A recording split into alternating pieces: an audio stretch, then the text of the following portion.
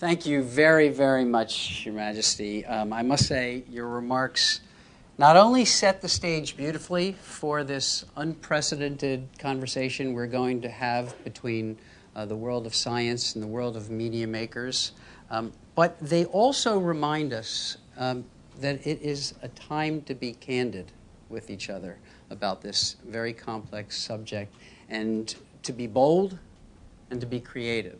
So thank you for that. And fortunately, we have got a wonderful group of people here to participate in that effort. So without any further ado, let me ask the first panel to take their places here at the front of the room while I introduce our talented moderator, Ambassador Cynthia Schneider. Cynthia is a leading thinker in this area of media and its impact on relations between people. Do you want to sit at the podium to moderate? No? Okay. It's up to you. No, it's entirely. So you got enough seats there. That's fine. As I said, Cynthia is a leading thinker in this area. She's a fellow at the Brookings Institution's Saban Center for Middle East Policy. She leads their Arts and Culture Initiative, which looks to maximize the potential of arts and culture to increase understanding between the United States and the Muslim world. Formerly ambassador to the Netherlands, she is still teaching courses on diplomacy at Georgetown University, where from 1984 to 2005, she was also a member of the art history faculty. So she is no stranger to research, nor to diplomacy, and we are very lucky to have her here with us today. Thank you, Cynthia. It's all yours. Thank you very much, Sheldon. And thank you to the United States Institute of Peace and the Alliance of Civilizations Media Fund for hosting this very interesting event. Thank you very much, Your Majesty, for getting us off to such a good start. And you yourself are such a model of trying to reach across cultures. And Jordan is, in fact, a model of exploring the potential of media. It is, after all, in Jordan where the first independent film school has begun, the Red Sea Institute of Cinematic Arts, located in Aqaba, Jordan, a partnership with the USC Film School, and the Jordan Film Commission as, I think, a model of exploring the potential of film for societies all across the country. And on a more personal note, it has really been a pleasure for me to reconnect with you over this work. I also had the pleasure of going to high school with the Queen. It's a kind of a requirement here. I expect everyone to stand up and say they all went to Concord Academy. But, okay, so let's begin. Now, this is quite an unusual discussion for Washington, D.C., because we are mixing media, policy, and science, and really hard science, interdisciplinary science. Specifically brain and cognitive science, psychophysiology, and social psychology. And why are we doing this? What's the purpose? We want to try this morning to understand better how the humanizing capacity, and it can also be dehumanizing, of culture and media works, how we process this information. We all know about this dehumanizing capacity. Think of the radio in Rwanda, films in Nazi Germany, the early seasons of 24 in this country. And we can also think of times when the media has positively impacted perceptions of people or groups who were not accepted by society. Think of people infected with AIDS, the impact of Philadelphia, or even The Wire television show for people who live in ghettos and other in Baltimore or anywhere else.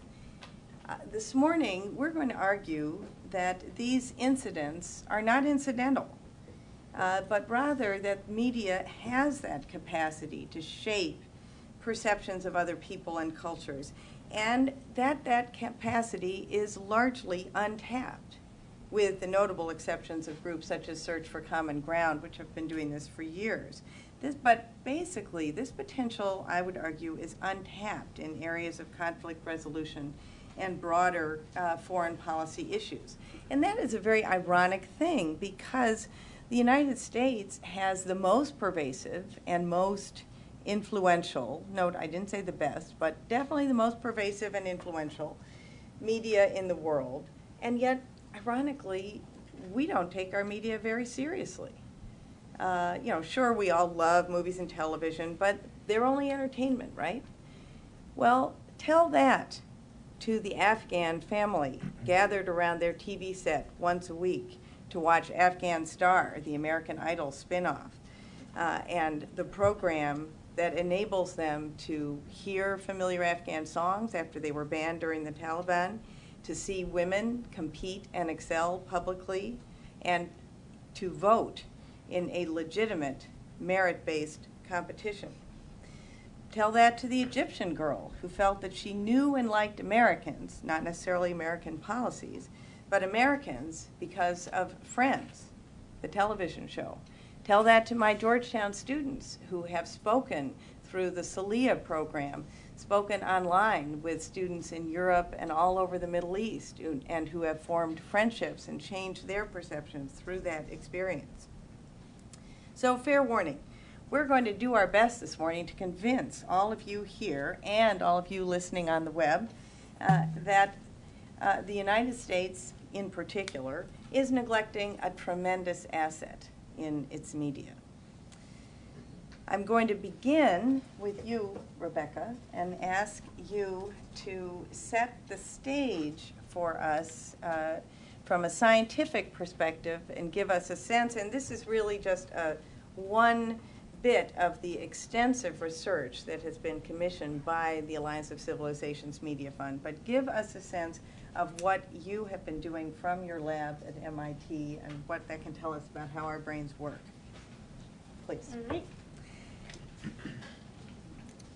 Rebecca's research is in, I think, a fascinating line. I'm going to put it in very pedestrian terms. I would say you do research about what we think about other people.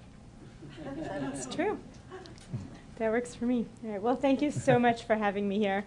As a scientist, this is an extremely unusual audience for me. I'm almost always talking to other scientists. So I'll do my best to represent my colleagues, including especially Jeremy Gingas and Wendy Mendes, the other two scientists working on this program who weren't able to be here today. So I'm going to give just an extremely brief and broad overview of the work that we've been doing. I have a tendency as a scientist to want to tell you all the details and all the statistics and all the control conditions. I'm going to try to resist that temptation. I have most of that as backup. So if anybody wants to ask more detailed questions, I would welcome the opportunity. But again, I'm going to resist that urge and try to back up and say, what can science bring to the table? In human beings is new to me. I normally look at their brains and don't worry about their behavior. But so through the Alliance for Civilization, I'm being provoked to look more to the broader picture, more to the implications. And I think if we ask, so what does neuroscience and psychology teach us about the human mind and human behavior that we would want to know as we head into this endeavor? I think there's at least three messages that are central to the project here. So one is that in many respects, people, it became very dark. Don't worry about my slides. It's more important that you can see me and don't fall asleep. I'd rather it not be dark. If you can't see, don't worry about it.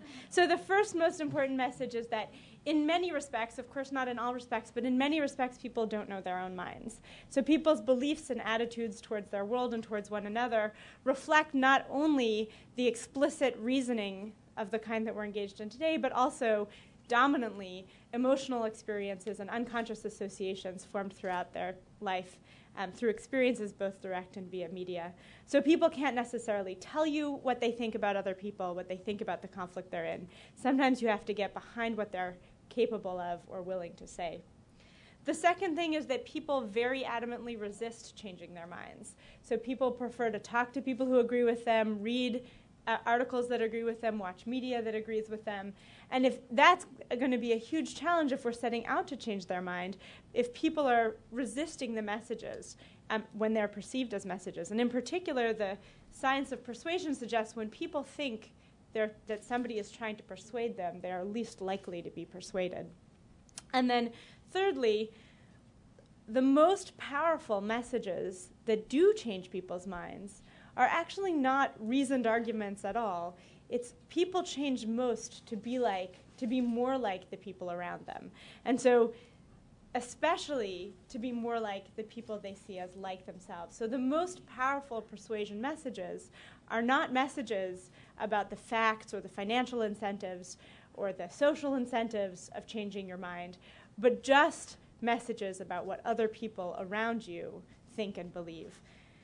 So those three perspectives, I think, set the challenge for using media and messages for conflict resolution. If we can't engage in direct persuasion, in argumentation to beliefs, and in particular, if what we're trying to do is create unconscious associations, emotions, and the perception of other people's beliefs, that's a whole different strategy from standard direct diplomacy. Of course, I hope it's obvious this also provides huge opportunities. So what can science bring to this endeavor beyond that general perspective on human minds and human behaviors? I propose we have at least three things to offer you. First, we're developing new technologies for looking under the hood of the human mind, so that one of the things we hope we're good at is getting below what people are willing to report on surveys or polls, what they're willing to say out loud, what they're capable of saying out loud, to ask more about the hidden side of human motivation and belief. And these include things like measures of unconscious associations, and also, even more obviously, measures of bodily responses like sweat and heart rate and posture, and then my own field of expertise, brain imaging, where we almost literally look under the hood of the human mind to ask about the invisible sources of behavior. The second thing is we tend to be focused not so much on what, but on how. So we have a tradition of focusing on the mechanisms and the mediators of change, which hopefully in the long run is more powerful than just looking at the surface, and a focus on designing minimal pairs. So when I talk to my colleagues in conflict resolution, they say, if anything works at all, let's use everything. Let's throw everything together. Let's do a design of an intervention that has everything working simultaneously. And the scientific approach is, let's cut tiny slivers and ask what the minimal contribution is of each tiny component. Obviously, both of those are important strategies, but I hope that having this minimal pairs attitude will give us new insight as well. And finally, of course, we have a tradition of developing and using quantitative measures, which I hope could have a huge impact on the evaluation of intervention attempts, and in particular on direct comparisons across different strategies and over different time periods. So that's what I hope we bring to the table. As has been mentioned, there's a lot of work commissioned by the Alliance, and I don't want to talk for the whole time, so I'm just going to give you one example of a single study. This is a study we did this summer in Tel Aviv and in Ramallah, and these data are literally hot off the press. Last night at 11 p.m. I was on the phone with my postdoc trying to finish up the analyses. So you're getting a first preliminary look. What this experiment was about was actually in a way about the capacity for new media, and actually very like Queen Noor's suggestion, focusing on the difference between taking perspectives and being heard. We were interested in the power of dialogue to change people's attitudes towards the outgroup. And again, following the scientific approach of slicing things into their minimal pieces, we were interested in breaking up a dialogue between people on opposing sides into its component parts to ask how each of those could contribute to changing attitudes. So we analyzed an ideal dialogue as comprising at least three pieces. One is an exchange of relevant information from people on either side. The second is the active taking the perspective of a person on another side. So this is working to take the perspective that they have on the issues. And then the third one, again, as Queen Noor suggested, the experience of being heard, of having somebody else hear what you're trying to say and show you that you're being listened to. We did this by, in the control condition, the exchange of information, we had an Israeli in Tel Aviv and a Palestinian in Ramallah just trade essays about what the challenges of their life. And then to add the component of active listening and feeling heard, we put the exchange live face-to-face on Skype and instructed the two interactants to take one of two roles. So one person spoke about their experience, and the other person's job was to reflect back that experience as best as they could. So we broke it into two parts, one person speaking and the other person listening. And then we measured the attitudes of people on either side towards each other. We then had this 20-minute, extremely brief exchange, either via written letters or on Skype, where people played one role in the exchange. We then immediately measured their attitudes again and waited a week and measured them again to look at how these different aspects of dialogue could change the attitudes of Palestinians and Israelis to one another. Note, of course, these dialogues currently would be completely impossible without some kind of media interaction, because Palestinians in Ramallah and Israelis in Tel Aviv can't sit face-to-face across the table. So we wanted to know, could we change people's attitudes with just this incredibly brief 20-minute exchange? So first, this graph shows attitude change, where up is better. So a higher score means a more positive attitude towards members of the outgroup. When all they did was trade essays, just written essays about their experience, there was no change at all. If anything, slight decrease, slight worsening of attitudes. This is for Palestinians, the experience of Palestinians. When Palestinians were pushed and required to take the perspective of the Israelis to whom they were speaking, there's again almost no change, a small positive change. And the dramatic result is when Palestinians had the experience of being heard by an Israeli. So when a Palestinian was given a chance to speak to an Israeli, and the Israeli was forced to hear and report back to the Palestinians' perspective, that was the context in which the Palestinians' attitude towards the Israelis became best. Again, speaking to the power. In this case, the Israeli added no new information to the exchange. They fed back the information they had been given. And that was the most powerful for the Palestinians in terms of improving their attitudes. An important note is that this is not universal. It depends on many factors. And again, I don't want to go into all of the details about why we predicted this, but we thought it would be different for the Palestinians and Israelis, and indeed it was. For the Israelis, actually, the most positive experience was taking the perspective of the Palestinians. All of this is in the short term. A week later, these effects were gone, perhaps unsurprisingly, since it was only a 20-minute interaction. So again, I don't want to take too much more time, but one of the directions we're heading now is to compare these direct exchanges to media portrayals, both by using very short films, looking at different aspects of films, and then in the future, we're actually really looking forward to a longer-term collaboration with Salia, using similar methods. So I just want to sum up by what I think the science suggests is the positive potential role for the media. First, I started by saying people don't necessarily know their own minds. Their beliefs are based on unconscious associations and emotions, and I hope it's obvious that the media is a very powerful influence on shaping those emotions and associations. Second, I said people resist changing their own minds when they perceive that somebody is directly trying to persuade them. And of course, the media gets into our lives in all kinds of ways that go beyond direct persuasion, including portrayals in entertainment media. And then finally, people change to become more like other people, to hold views that are more like the views of other people. This gives the media a chance to think seriously about whose views are being aired, because we can portray the attitudes and behaviors of both admired others and similar others, and those are the most powerful persuasion messages that we have available. Thanks.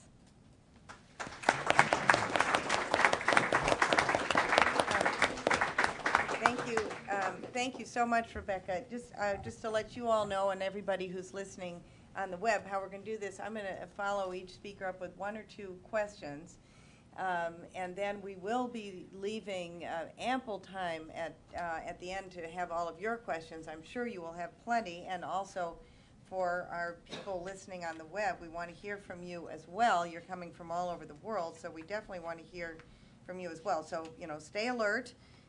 So that we can hear from you. Rebecca, what you've said is so interesting, and if I understand correctly, which if you speak to any of my science teachers from high school, they would say is highly unlikely, so let me try this out.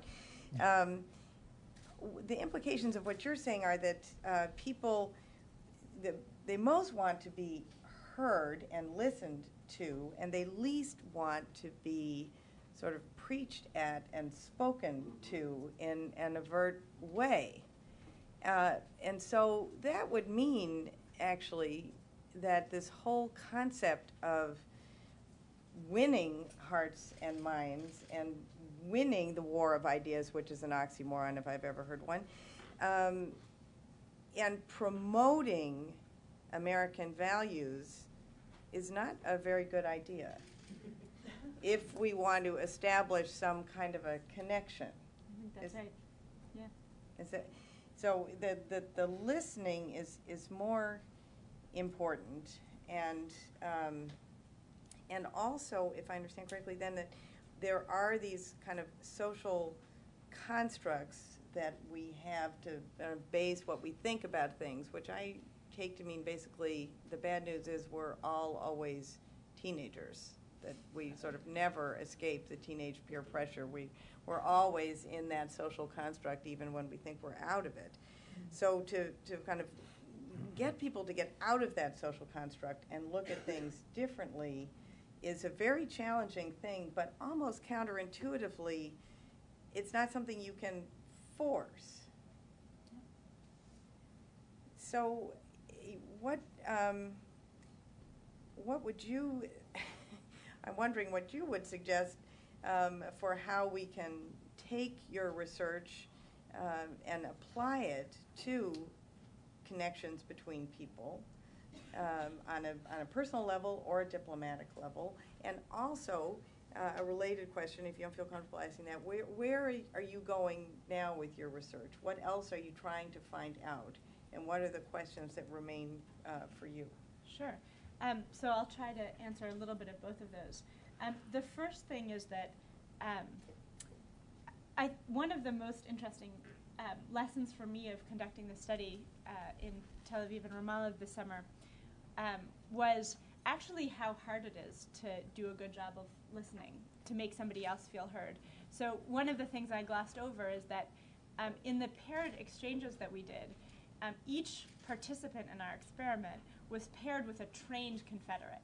So the person that they were actually speaking to, although they didn't know this at first, was not a randomly selected off the street person, because we wanted to try to test the efficacy of the most effective dialogue you could imagine.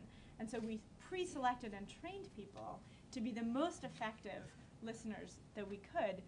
And even so, even though these people had been trained, they were trained negotiators, they had been trained for Palestinian-Israeli dialogue, and we further gave them explicit training and advice on how to be a good listener.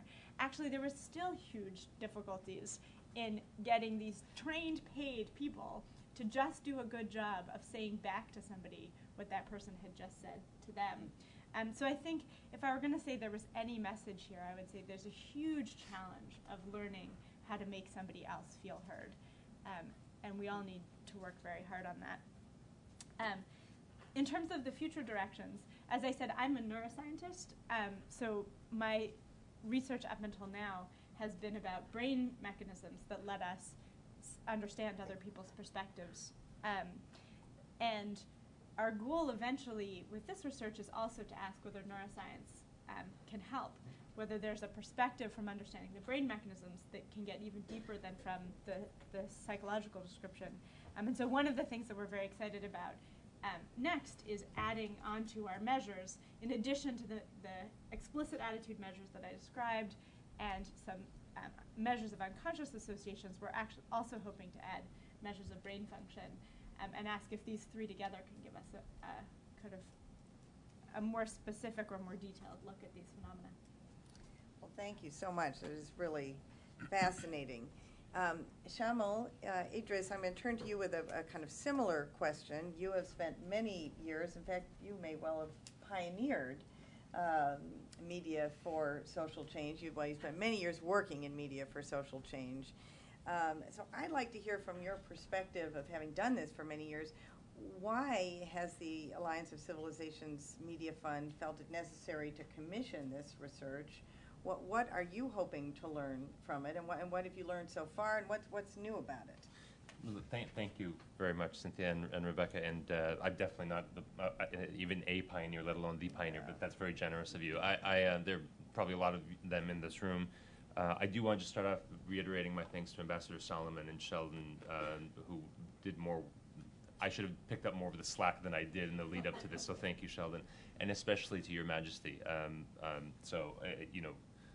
There are global personalities who lend their names to things, and then there are global personalities who lend their names, their time, their resources, and a lot of their efforts, and Her Majesty is the latter, and we're really grateful for it and humbled by it.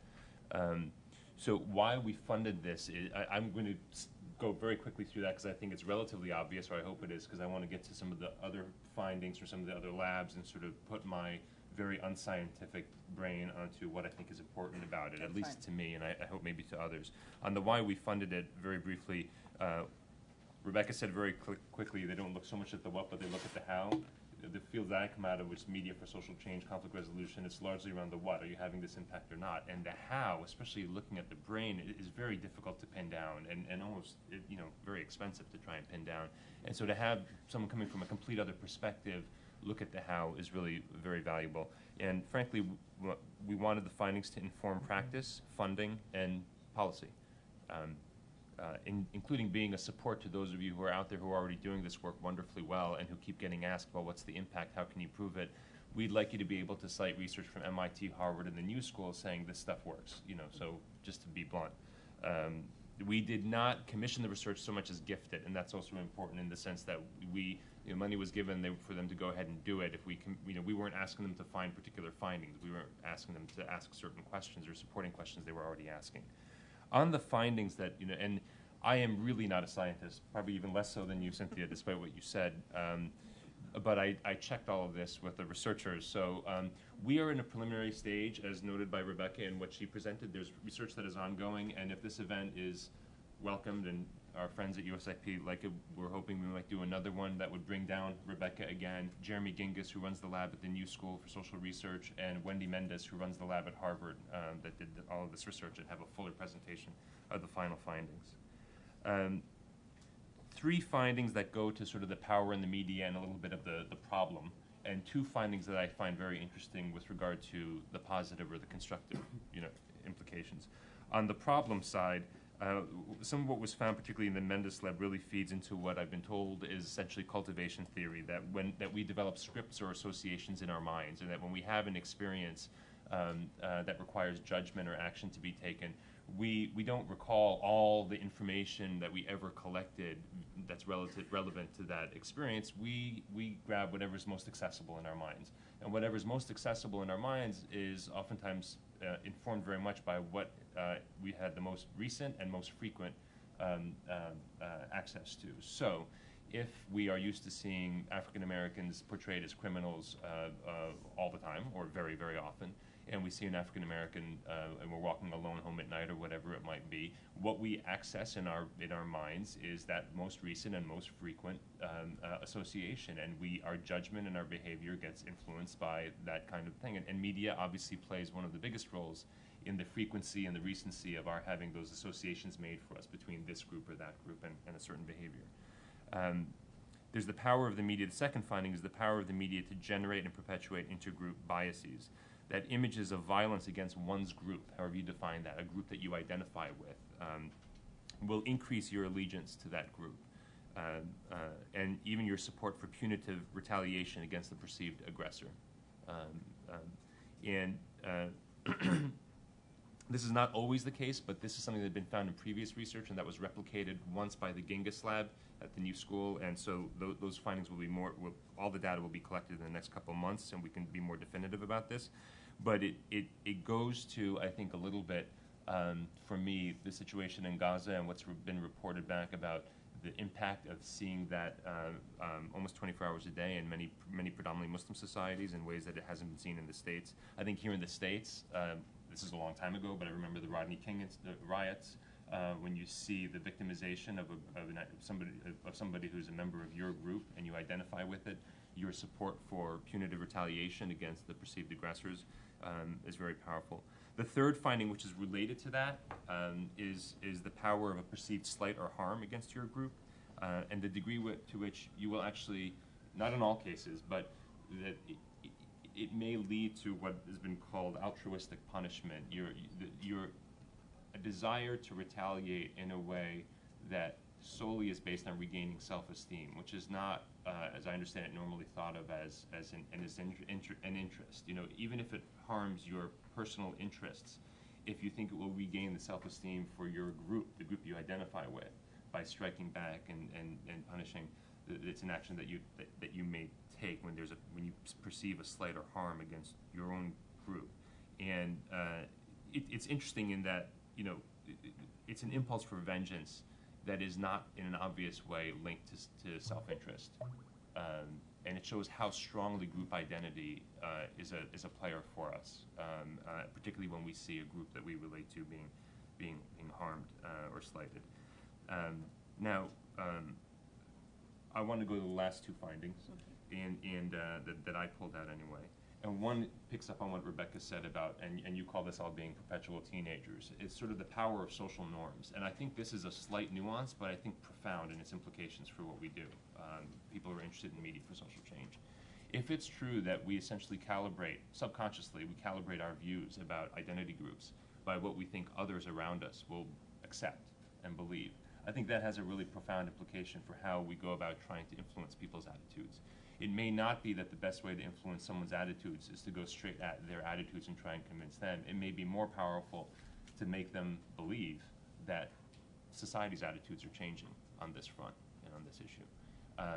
And some of the work, for instance, the Muslims on Screen and Television Initiative, which I hope, Cynthia, you'll talk about because you're one of the co-directors of it and the brainchilds behind it, working with the Hollywood industry to integrate Muslim characters in a diversity of popular programming, I think is very interesting and may be more powerful than a documentary or a film specifically about Islam or Muslims or whatever it might be. And I'm focusing on the Muslim. It could be for any community that's underrepresented or often negatively stereotyped. Jews in predominantly Muslim societies, Muslims here in the States, or whatever you might want to look at. And I think that's powerful. And although there was no really good research done, for instance, on the Cosby Show and the impacts that it had, I think the portrayal of an upper middle class, African-American family, which was really new throughout the 80s, not new in reality, new on television, a woman chief justice on The West Wing, or an African-American president in 24, notwithstanding the other things that were on 24 at the time, before there was actually an African-American president. I think normalizing the notion of that society accepts these things is powerful, and the missing link here is that media plays a powerful role in our understanding of what those social norms are. So if media is trying to show us things that we find are believable, they're not so out there that we say they're Pollyannish and we're trying to be manipulated and we shut down, but they're believable characters, and we start to think that society would accept that in reality. And the last finding that I think is the second one that really goes to a constructive thinking for us is the extent to which context and processing really matters. And I think this really then goes at the issue of new media and what new media opens up for us. The Mendes Lab in Harvard found that we experience different emotional reaction based on who we experience media with. So, and they did this with racial groups that they broke down as white and Arab. And I know there are all kinds of problems with this, so these are the categories that they selected. And that when we're exposed to media coverage of a hate crime perpetrated by one racial group against another racial group, we self-report a much stronger emotional response when that exposure to the media is immediately followed by interaction with somebody who is of the same identity group as the victim. Whether it is the same as our identity group, so a white watching a film of an Arab aggressor victimizing another white person, when we then interact with another white person immediately after viewing that, there are very strong anger emotions were recorded repeatedly. When it's when we're a white viewer and we see an Arab victim being victimized by a white, and we're interacting with an Arab dialogue partner immediately afterwards, the shame emotion goes up a great deal. We essentially anticipate the emotions of the people we're going to be, the audience around us and the people we're going to interact with following this exposure to media. And to me, that's huge. And the same thing was found with Arab viewers, and you flip the, to me, I think that's incredibly powerful in terms of the kind of new media program I think that Arek's going to talk about, that Lucas Welch from Solia is going to talk about, where we now have the capacity to facilitate the kinds of interactions that Rebecca's lab did between Israelis and Palestinians, where you're viewing something, you're immediately interacting with people who maybe you can't sit down face to face with and interact with. So I think all of that is incredibly powerful and suggests some approaches we might want to take. The last thing I want to close with, it was such an important point, I just want to reiterate it. Although this is a media fund and this is all research on media, the point that Her Majesty made about the primacy of the political realities I think is really essential. So we are not in the business, at least media fund, of saying media is the solution or that this is all a problem of perceptions. In fact, I believe just the opposite. But I think media has a huge role to play, and hopefully this research will help inform that. Thank you, Shamal. Thank you very much. I think it is important to make that stipulation. We're saying this is important. It doesn't change the world in and of its own, but you've talked about ways in which media can be used to begin to create conditions of trust between one side and another that then is arguably a necessary precursor for any kind of political change. I think that our viewers are going to have a lot of questions about what you said, so I'm going to just pick up on one comment and use it to lead to questions to Jay Winston, because it's something that he works on as well. And that is, you were kind enough to mention the Most Muslims on Screen and Television, which is an organization that I've co-founded that actually builds on work that Jay pioneered, and it relates to the research that Rebecca discussed, and that is, it is a resource center. Most is a resource center that works with writers, producers, showrunners to provide information to make it possible to have more balanced, normal, authentic types of characters and situations related to Muslims, Muslim-majority regions. It could be Christian or Jewish people living there, anything related to the general regions and people. And we're not talking about, as Shamal said, a lot of documentaries or shows about these subjects. Rather, what has happened with other groups in popular culture, the incidental character, the next door neighbor, the mother, the father, the sister, the brother, the doctor, the lawyer, and, representing people as they actually are in societies, as opposed to always the angry terrorist. Because now that you've heard this research, you can imagine the power of the frequent portrayals of Muslims or people who look as if they're from a Muslim-majority region being portrayed as terrorists right after we all had the extremely traumatic experience of witnessing the attacks of September 11th. So we're all in one group, we see this attack, and then we see these characters again and again, and in the absence, sadly, in the United States of any kind of education about the rest of the world, that's all you know. So it is, unfortunately, very powerful. But then I have to add here, as I turn to Jay, the inherent limitation, because it's not as if all of us can leave here and say, oh, I get it. So now everything's going to change in commercial culture. Because, of course, this is commercial. This is a profit-making business, and the people who create these products are responsible to their shareholders, which is part of what makes it so powerful and pervasive, but part of what also makes it challenging to interact with. Jay Winston, from his position at the Harvard School of Public Health, has made it his career to work on communication about health, even though he has also a very distinguished research career. Jay, we could use some help on that down here, I think. Not doing so well on the communicating about health. But Jay has understood and very effectively used many of the concepts here well before they were researched, and that is this idea that you don't communicate directly a message, but you reach people more indirectly and more empathetically with a message. Jay, the most famous incidence of this that you really pioneered was the designated driver campaign. Can you tell us something about that, please? Well, sure, and I'm going to try to kind of tie, and this is a bit of an assignment, designated driver to the subject of today's gathering, and I've been kind of listening and thinking, and Rebecca mentioned that what she had to say was hot off the press at 11 last night.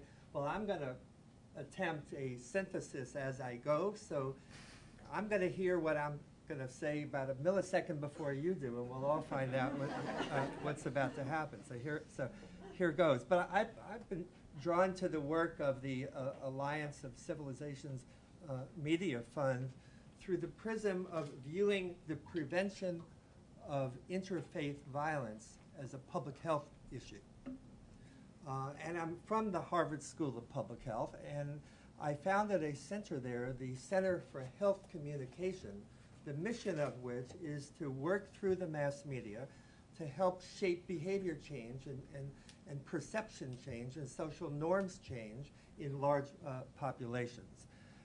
And indeed, our former dean, Barry Bloom, when he arrived to his position about 12 years ago, rewrote the mission statement of the Harvard School of Public Health.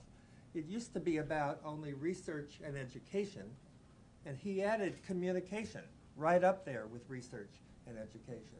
Pretty revolutionary. And it came out of his recognition that one cannot effectively do public health without doing communication, communication that helps to shape policy and that helps to shape behavior. And the first major initiative beginning in the late 1980s that the Center for Health Communication undertook, as Cynthia indicated, was the designated driver campaign. And we saw drunk driving as a public health issue, as the #1 cause of death among young adults in the United States. And my background is actually, my PhD is in molecular biology, so as did Rebecca, my approach was to say, how do we take a highly complex problem, break it down into separate manageable components, and then look for one component where there seems to be a meaningful opportunity to make progress at the time. So we did not attempt to take on the entirety of alcohol use and abuse in American society. We didn't even attempt a comprehensive approach to drunk driving prevention, which would have included a big policy emphasis, that is the need for strict and consistent enforcement of tough laws. We took a very narrow slice of it, and we tried to use that slice as a wedge to create momentum on a broader variety of fronts around this issue in order to move social norms and public opinion.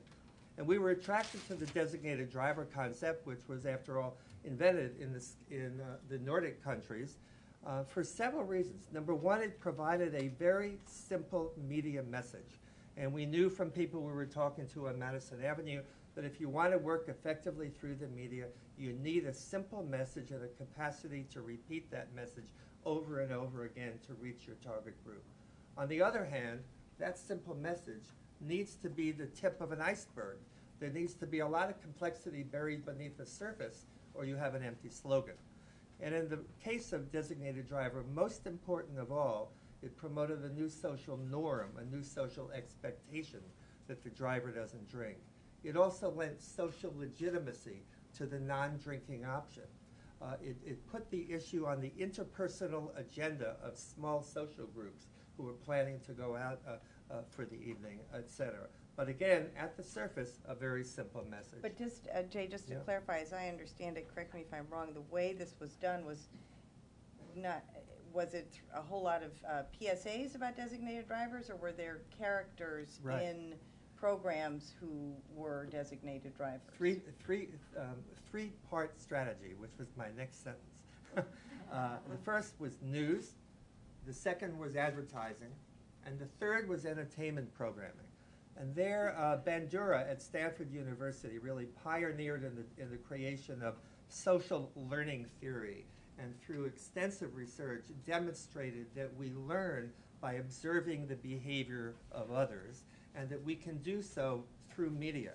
So part of why I wanted to talk a little bit about designated driver today is it provides some evidence for us that media can make a major difference with a simple message repeated over and over and over again. The third component of our approach, which was the departure, was, and I have to credit my most important adult mentor, the late Dr. Frank Stanton, former president of CBS. I would meet with him periodically at the New York City Harvard Club, and he would say, you're doing great work on news, great work on advertising, but you're missing the boat, that nothing can begin to rival in impact entertainment programming where different demographic groups closely follow particular shows, identify with characters, And so there's enormous potential for modeling of behavior. And he made a key introduction for me to Grant Tinker, who had just left at the time the chairmanship of NBC to return to LA as a producer. And Grant took me under his wing, and I spent 25 work weeks in LA meeting with about 250 producers. And what we asked them, and I think this is relevant to our discussion today, what we asked them to consider doing on an occasional basis, and only if from their point of view it worked for their script, because if it didn't work for the script, it wouldn't work for the audience. It would stick out like a sore thumb, was to incorporate a line or two of dialogue about a new social norm and social expectation that was already beginning to evolve in popular culture. And so we were not asking them to portray a social norm that was the opposite of reality, but rather to reflect changes underway and thereby add momentum to them. 4 years into the project, a majority of the American public had embraced the practice of choosing a designated driver, and alcohol-related traffic fatalities had dropped nationally by more than 25% due to a variety of factors, and we simply conclude that the polling suggests that the campaign was one important factor amongst the mix of factors explaining the downward trend. In the aftermath of the designated driver concept and the publicity that came from that campaign, there are about 150 groups that are currently lobbying television producers today. And so never again will the campaign be able to secure, as we did, 160 primetime episodes to promote, to reflect our messages in dialogue and model behavior. And the challenge is, if you only get 5 or 10 episodes, you're not going to break through. And so that Hollywood, the content of programming in Hollywood and scripts and dialogue is an important component, but just one component of what's needed in terms of a comprehensive strategy, even from the point of view of media alone, in order to break through and make a difference. Jay, I'm gonna, I know you want also, I know you're working on this also in the case of malaria, but I think I'm gonna break in just so we have enough time to go to our audience, both our online audience and our real live audience. Hands for questions if you have them in the room. We've heard a lot of things that provide, go ahead with the microphones over to people, that will hopefully get you thinking about the power of media and how it works. So please go ahead and please stand up and use the microphone and say who you are, but please ask a question briefly rather than making a point. Thank you. Hi, my name is Beatrice Cunningham. I'm a researcher at the George Washington University. In the field of emotions in the workplace. My question is to the panel, once we start to understand better the impact of media, whether it's news or entertainment, on the associations that people make and then that shape their attitudes, what are the ethical implications of then attempting to manipulate those associations? I would turn that over to Jay and Shamo. Which one of you would like to answer that? Yeah, I'll tell you, and we had to deal with this early on. There was concern in Hollywood, is this social engineering, and you know what happens if the next issue is something more provocative. And the truth is there are all kinds of feedback loops to prevent an issue being disseminated through the media if there is not a broad social consensus about that issue. There was no other side arguing in favor of drunk driving. If we had gone to Hollywood to try to promote one side or the other of the abortion debate, there would have been vice presidents at the networks requiring fair, balanced presentation, et cetera. So that I'm not concerned about it because you can only pursue this effectively and really have an impact and not get cut off at the pass by organized boycotts of advertisers, et cetera, by the other side, if there's not a social consensus about what the objective is. Do you want anything? Well, I would only say I think it's happening already. I mean, advertising campaigns that try to convince us to do things that are really not very good for anybody individually or society as a whole. I mean, I think this is a very important ethical discussion that you've raised, but I think the barriers that Jay talks about of getting any of the sort of what I would proudly stand for as positive and constructive social change into the mainstream media, the barriers are so high that I think, you know, we're just far from it becoming a real ethical problem. We already have an ethical problem of what's already going on. I think the other issue is that I think a lot of this, when it comes to how communities are portrayed, I think a lot of it is not an intentional or a really thought through process. It's, you know, trying to do entertaining media. We have on our advisory board at the Media Fund Alvin Poussin. Alvin Poussin is the Harvard psychiatrist who Bill Cosby brought in very early on to become a script consultant on every episode of The Cosby Show. And Poussin has said that he was brought in because every scriptwriter was white, and Cosby was concerned that they would fall back on put-down humor, drug and violence-related storylines, things that, in a more mild way, are just inauthentic. And so he had Poussin sort of vetting scripts. I think the outcome of that was really extraordinary. I also think it was really unique that would happen. I'd like to see more of that, if you know, and without shame. But I do think it raises an interesting ethical dilemma. I think if we're going to discuss the ethical dilemma, we should talk about how much of it is already happening now in a much more problematic way. I just want to make one quick point about associations, in part because of something you just said. So you just said there was a potential problem on The Cosby Show about negative associations with black people because the scriptwriters were white. And there's a general perception that negative attitudes are by the out-group. And one of the things I just wanted to say is all the research suggests that negative associations and negative stereotypes are not of one group, by one group of another, that we share those perceptions and associations of ourselves. And a particularly powerful example of this is a phenomenon called stereotype threat, where people behave in accordance with negative stereotypes about their own group when they associate themselves with that group. So an example that's for me very powerful is there's a negative stereotype that women are less good at math than men.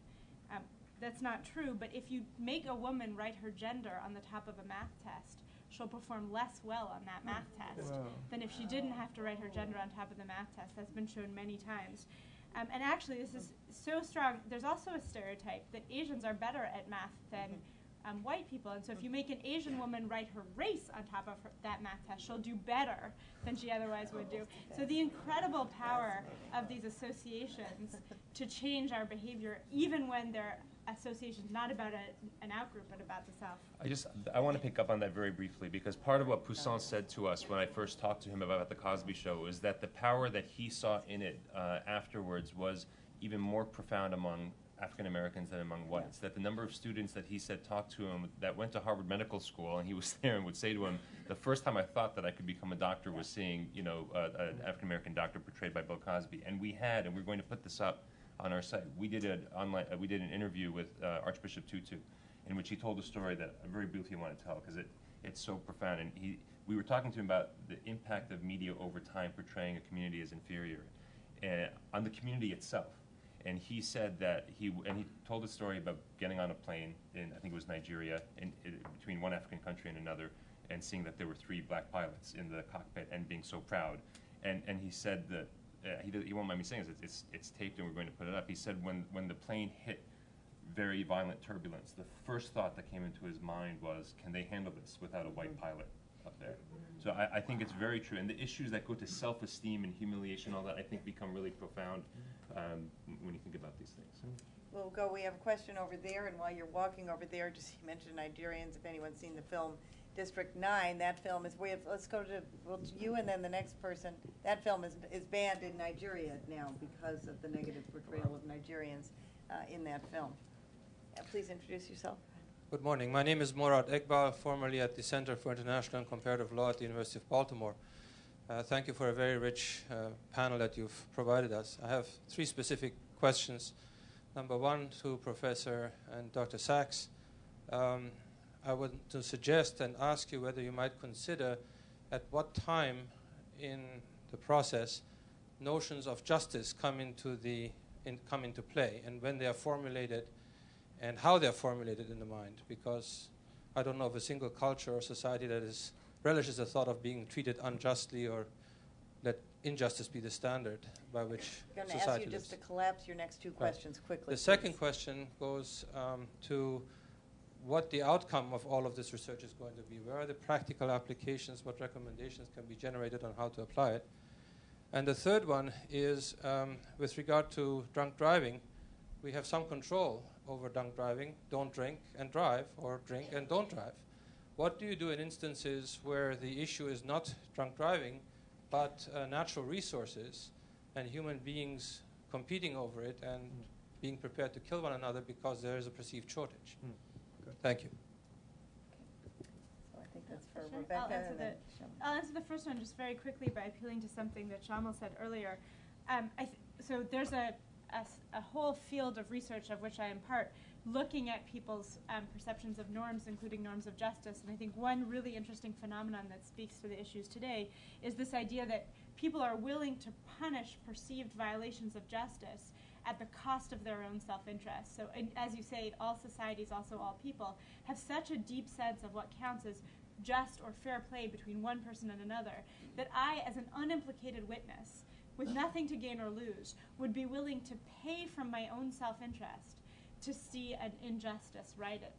And so I think that creates these both very powerful contexts. I mean, there's reason to believe that that instinct is what makes the cooperation at the scale of human society possible. Humans cooperate more than any other known animal with strangers, unrelated strangers. So in fact, the psychology suggests we have a lot of potential as a cooperative species, but this same desire to punish even at the cost of my own self-interest, to right a perceived injustice, can be turned into these quests for vengeance that spiral out of apparent control of other incentivizing mechanisms.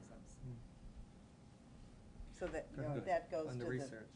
So on the implications of the research, we are going to put out a non-scientific report on the research, because we're not going to wait for all the approvals that you all have to get, and it'll be, but we will try and do it very accurately through the Dubai Film Festival, International Film Festival. They're going to translate it into Arabic and publish in both English and Arabic at their festival in December of this year, the findings of where they are now.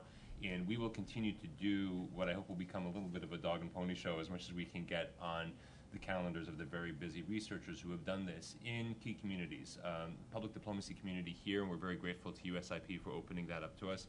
The media production community, the commercial barriers are high, but you've got one person coming up who very successful in that field, Mike Medavoy, who is very concerned about these issues. We got another one on my board, Jim Burke, who's the CEO of Participant Media, which I think is really the leading Hollywood studio in using media for social change. There are bright spots out there, and we want to both support them and add to more. So we'll be doing more of these kinds of presentations and trying to raise the awareness and bring support to others. And finally, we are working very closely, increasingly, with those who are industry leaders in the new media space to see, and particularly Solia, I would say, to see how we can exploit both the traditional media and the new media together to really try and advance positive social change and better cross-cultural relations. So those are the three things. And on the drunk driving question, I mean, I would come back to the most important word I think we've heard so far today, and that was from Queen Noor, and the word is listening.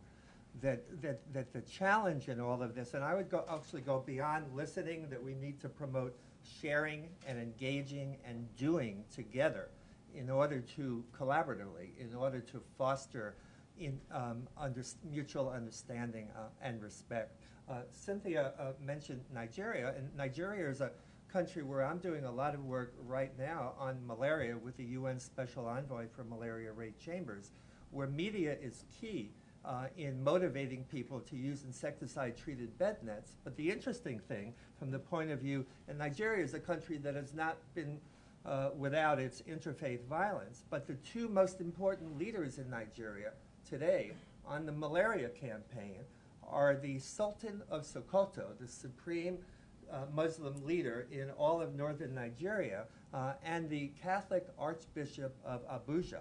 And they are on television together in a counterintuitive combination, and they are on radio reaching the smallest of villages. Now, what we need to do is to take what they're doing at that 35,000-foot level, showing counterintuitive combinations and sharing, and bring it down to the grassroots level, including in the U.S. We need Muslims and Jews and Christians working together, engaging on a project such as raising money. $10 buys a bed net, saves the life of an African child. And don't put people together and say, well, go forth and listen to one another. Let them work together collaboratively on a project, coming together at the grassroots level with a global objective of wiping out malaria from the entire continent of Africa by the year 2015, and that is the UN stated objective. And the understanding and the respect will come from the contact of working together on projects, and media can support all of this, but it's the ground campaign that's going to make the difference. Thank you, Jed. Those are great comments. I see we have someone with a microphone here, and I'm so sorry. We're going to take your question, and then, Joel, I'll ask you to aggregate a few questions from the web, and then I'm going to turn to Sheldon and find out if we have permission to take any more. Rabbi Jerry Surratt of Clergy Beyond Borders, trying to do something of what Jay Winston just said. My question is, how do we move from a Jack Bauer type portrayal in the media to have somebody in the model of George Mitchell or Philip Habib, the late Philip Habib? In other words, people who do conflict resolution as an issue that presumably is like drunken driving. There isn't another side to conflict prevention, but that there's a disconnect between the research, which clearly supports the work of USIP, and it's good to have scientific basis for it, that active listening and reflecting, all the disciplines of conflict resolution. Now there's some scientific basis. How do we move to the step that was taken in the drunken driving campaign for promoting conflict resolution as a profession and a discipline? I'm going to, let me just jump in. Since I initially raised 24, I have to encourage you to watch season 7, because they already have, and then that is the good news. People in media, they don't want to perpetuate bad stereotypes. They're under a lot of pressures. And when the producers of 24 realized the impact that their show was having, they were first of all stunned and couldn't believe it, but then realized this was happening and changed it. Changed Jack Bauer, changed the whole storyline, and if you watch season 7, he's now a card-carrying member of the ACLU, and there are Muslims, there are terrorists, and they're not the same people. So it can happen already, but Jay, go ahead. Yeah, and I would go to Dick Wolf, the creator, executive producer of Law & Order. That series is getting tired anyway. They need to shake it up. And so imagine that the 2 detectives in the car, the lead characters next season, was one Christian and one Muslim. And think of the listening that could occur in that seat, the front seat of the car, and how they could model for all of us active listening, which my wife tells me I need some help with. And the Law & Order could help us. So there are a variety of shows where that could be achieved in a way that enables the producers and the writers to display new sides of the characters' personalities, etc. And we can achieve that more. The likelihood of achieving that is higher on shows that have been on the air for a number of seasons. Because number one, the producers have equity at the networks because they're money makers, and number two, they're looking to keep their storylines fresh. And so I think there are important opportunities. And if you have an ongoing dialogue in that front seat of Law & Order, that in turn is going to generate news coverage over time. So you'll get these spillover secondary effects. And actually a leader in this area in Hollywood, Neil Baer, who's executive producer of Law & Order SVU, does this already in his programs. See, I'm using a clip on a show that talks about capturing a war criminal and taking him to The Hague. I'm using that in a talk on human rights advocacy by the United States and the Netherlands, and it's there in the popular culture. Joel, go ahead. We've had a really interesting online dialogue going on in parallel with this event, with active participation from webcast viewers in Egypt, the Philippines, the UK, an airport in the Middle East, probably now already at our gate, as well as all around the United States. Some of the ideas that have generated a lot of real discussion, the power of being heard has opened up a lot of minds. The role of stereotypes, the way that media often distorts perceptions, and also an interesting issue that hadn't been raised yet here, the implications of Rebecca Sachs's research for U.S. public diplomacy. So we can talk about that. I also wanted to mention a new partner we're working with in this event, Midan. They've got a team of bloggers in Cairo and London who are blogging in English with live translation to Arabic. So we're actually engaging a non-English global audience with this event. I'll pick up on two threads and then hand it back over to you. Question from George. Building bridges and listening are seen as two key elements of setting the ground for tolerance and peace, but how do you enable people to listen who are deeply angry at the policies of other countries or who have lost loved ones in war? And related to that, Priyanka asks, how can Rebecca Sachs's research be applied to other outreach or education projects that aim to break down assumptions and stereotypes? And then picking up on that public diplomacy point, several of our viewers asked whether winning hearts and minds is really the wrong way to think about it, if listening is the most important thing. That the previous U.S. administration, Donatella asks, the previous U.S. administration based its media diplomacy strategy on not listening to Arabs, but launching Al-Hurra and not addressing through, for example, Al Jazeera, who we'll be hearing from later today. Well, I think we'll take the first question first, and then I'll come back, and other people may want to touch on it too, to the public diplomacy one. How do we enable people to listen? Anybody want to answer that? With all humility, I mean, I think this goes back to Her Majesty's first point about it's the presence of a lot of these conditions of injustice and violence in the world, and not simply how they're portrayed in the media. That is the core issue. I think that a lot can be done that will allow people and give people platforms where their story can be heard. And I think the telling of narratives, who gets to tell the narrative, is, I think, a huge global issue of power. And I think being sensitive to that is very important. I think it's hard oftentimes for us in the States to realize the degree to which our narrative is predominant in the world. The discussions of using media to foster better understanding that go in a very one-to-one way, well, they don't understand us, we don't understand them, we need to do... There's no equivalency. There is certainly stereotypes, and there are blocks that one has to get through in all societies, but I think it's important to really hear, particularly in going back to Rebecca's the slides that she showed from the Tel Aviv-Ramallah dialogue, those who feel particularly marginalized having the experience of being heard. And there are media efforts that do that. I think you'll hear about some of them this afternoon on the panel if your flight doesn't take off, if you're the person in the airport in the Middle East somewhere.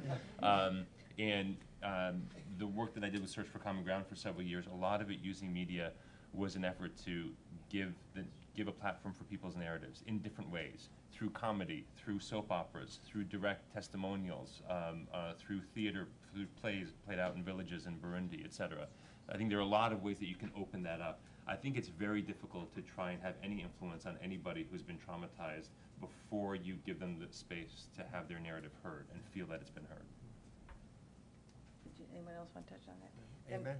Maybe I'll pick up on the public diplomacy question. I think the implications are certainly profound, and it does, I think, lead to the conclusion that the whole concept, as I tried to say earlier, of winning hearts and minds is perhaps not the right direction at all, and the idea that if you just keep telling people about American values enough times, they'll adopt them. I mean, we've seen that doesn't work, and also the idea that if you make a message very overt in a propagandistic way, people are not only not going to hear it, that they're actually going to resist. So I think they're very important lessons there. It's not about sort of promoting and figuring out the better way to promote. It's about listening and trying to understand what the particular conditions are in the particular place. And I think this goes to something more profound in the way foreign policy works, which is that valuing culture, creative expression, media in situ, in the different countries and cultures, and seeing how it's working there, because that's us doing the listening. That's how people are expressing themselves. And then you're sensitive to sometimes ideas are picked up in the most unlikely ways, like the different versions of American Idol. And nobody promoted that. That's how it was adopted by different people in different places for different reasons. So I think the implications are profound. And it also shows, relative to what Shamal was saying, that ultimately action is what matters. And that's also what we're hearing now from political and military leaders with regards to Afghanistan and Pakistan, that messages won't get there, action is what ultimately matters. And on that note, I would be very grateful. I'd like to give the final word to Her Majesty Queen Noor. Would you like to just add any comments after this discussion? Well, just a brief word, actually, picking up on what a number of you have said, and the fact that we've focused to a great extent, because as Shamil said, so much of the media product that we're talking about is created in the United States. So we're talking a lot about trying to influence, or let's not use the word influence, but having an impact on the way that media product in this country is looked at by those responsible for it. But because we do have this international audience, I've been thinking throughout this discussion how important the conversation is and the research is in terms of those who are involved in the media industry in other countries in the world, and particularly as we're talking a lot about the Arab and the Muslim world, in the Arab and the Muslim world. The King Hussein Foundation's Media and Humanity program, in looking for film and media products that we could share with a large audience that present both sides and humanize both sides of conflict, and particularly the Arab-Israeli conflict in our region. It has been extremely hard to find products out of our region that show both sides. Now, we've mentioned the extraordinary agony and trauma that so many people feel, and especially in our region, the difficulty that has been felt about getting the message out, that no one is really listening, no one is really hearing. So what is coming out from a great many very talented people are their stories, their attempt to get those stories out to as great an audience as they can find. And those audiences are not considerable. Those stories are not having as much impact as they might if they were balanced by perspectives from the other side.